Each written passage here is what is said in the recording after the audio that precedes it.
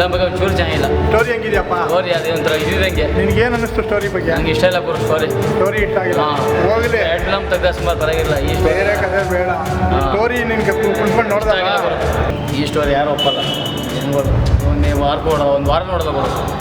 ಅವರು ಇಂಗ್ಲೀಷಲ್ಲಿ ಫಸ್ಟ್ ಎಲ್ಲ ಇಂಟ್ರೊಡಕ್ಷನ್ ಎಲ್ಲ ಕನ್ನಡ ಇಂಗ್ಲೀಷಲ್ಲಿ ಮಾಡಿದ್ದಾರೆ. ಕನ್ನಡದಲ್ಲಿ ಮಾಡಬೇಕಾಯ್ತು, ತುಂಬ ಚೆನ್ನಾಗಿತ್ತು.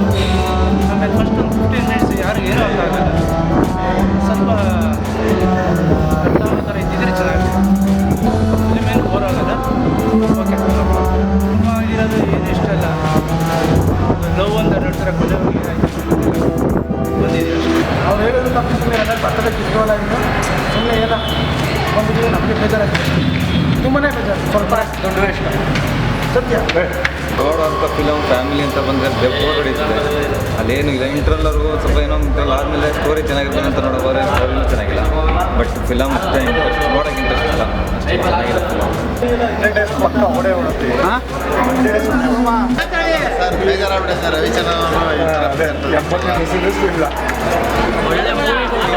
ಡಿಫ್ರೆಂಟ್ ಆಗಿದೆ, ಆದರೆ ಪಿಕ್ಚರ್ ತುಂಬ ಬೋರ್, ತುಂಬ ಸ್ಲೋ ಆಯಿತು. ತುಂಬಾ ಸ್ಲೋ ಆಯಿತು. ಕಲೆಗೆ ತುಂಬ ಬೆಲೆ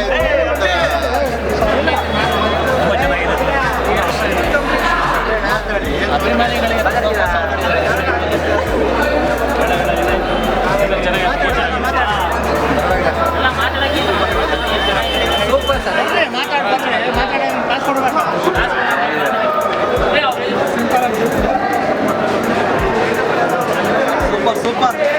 ಕೆಲಸಗಾರನ ಅಪೂರ್ವವಾದ ಕನಸಿದ್ದು. ಕ್ರಿಯೇಟಿವಿಟಿ ಚೆನ್ನಾಗಿದೆ. But heroine extra. ನಾವು ರವಿಚಂದ್ರನ್ ಬರ್ತ್ಡೇ ಸ್ಪೆಷಲ್ ತುಂಬ ಗ್ರ್ಯಾಂಡ್ ಆಗಿರುತ್ತೆ ಅಂದ್ಕೊಂಡಿದ್ದೆ, ತುಂಬ ಬೇಜಾರಾಯಿತು.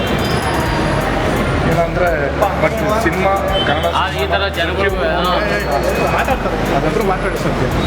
ಏನು ರವಿಚಂದ್ರನ ಭಾವನೆ ಅಂತಲ್ಲ, ಕನ್ನಡ ಸಿನಿಮಾನ ಪ್ರತಿಯೊಬ್ಬರು ನೋಡಿ ಪ್ರೋತ್ಸಾಹ ಮಾಡಿದ್ರೆ ಮತ್ತೆ ಇನ್ನೊಬ್ಬರಿಗೆ ಪಿಕ್ಚರ್ ಆಗುತ್ತೆ, ಸಿನಿಮಾ ತೆಗಿಯೋಕ್ಕೊಂದು ಎಂಕರೇಜ್ ಬರುತ್ತೆ, ಡಿಸ್ಟ್ರಿಬ್ಯೂಷನ್ ಮಾಡೋಕ್ಕೂ ಒಂದು ಧೈರ್ಯ ಬರುತ್ತೆ. ಬಟ್ ಇಂಥ ಸಿನಿಮಾ ಇನ್ನೂ ರವಿಚಂದ್ರನ್ ಅವರು ಇನ್ನು ಮುಂದೆ ಪಾಠ ಕಲಿಯೋದು ನನ್ನ ಅನಿಸಿಕೆ.